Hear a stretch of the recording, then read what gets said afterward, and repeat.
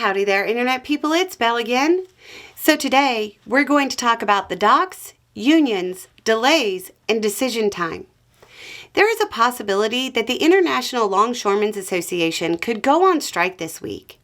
Is it a big deal? Yes. A strike could shut down more than 30 ports from Maine to Texas, basically the entire East Coast. Those ports handle roughly half of the shipments coming into the country. The rumor mill says that the Biden administration is putting pressure on port operators to negotiate with the union and to reach an agreement before the strike.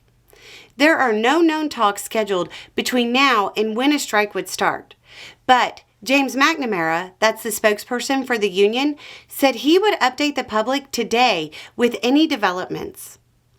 The union itself is in a pretty strong position. Their demands are relatively simple: higher wages, and a ban on automating some functions inside ports. They also have the time of year and the election working for them.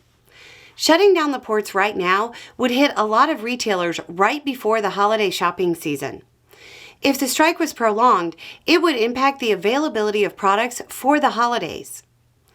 Politically, the Biden administration is going to want to avoid a strike, or at least bring it to a close quickly. A prolonged strike would decrease the supply of certain products while demand would remain the same or even higher because of the holidays. That would mean prices would go up. It's unlikely voters would say, "Oh, it's because of the strike," because Republicans would blame Biden just like they are with eggs. The price increases there are primarily driven by bird flu, in case you were wondering. While this is all powerful leverage for the unions, they have to be careful how they exert it. If they go too far, Biden could use the Taft-Hartley Act to try to suspend the strike for 80 days, which would be until after the election. While that might seem like a win for the port operators, a new administration after the election might be even less accommodating. Everybody involved has to walk a very delicate line with this one. The expectation is that the administration simply acts as a mediator without intervening. But if the sides seem too intractable, Biden could intervene in a number of ways. Even a short strike could cause disruptions. Generally, it's said that a one-day shutdown at a port takes 3 days to sort out. Bigger ports take even longer. So there's a snowball effect to the possibility of a strike. Things don't automatically return to normal the day any potential strike ends.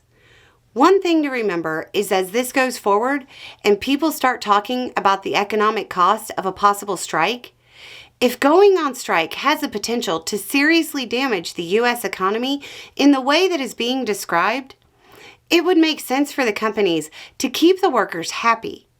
It would make sense for the government to want those workers well compensated. Anyway, it's just a thought. Y'all have a good day.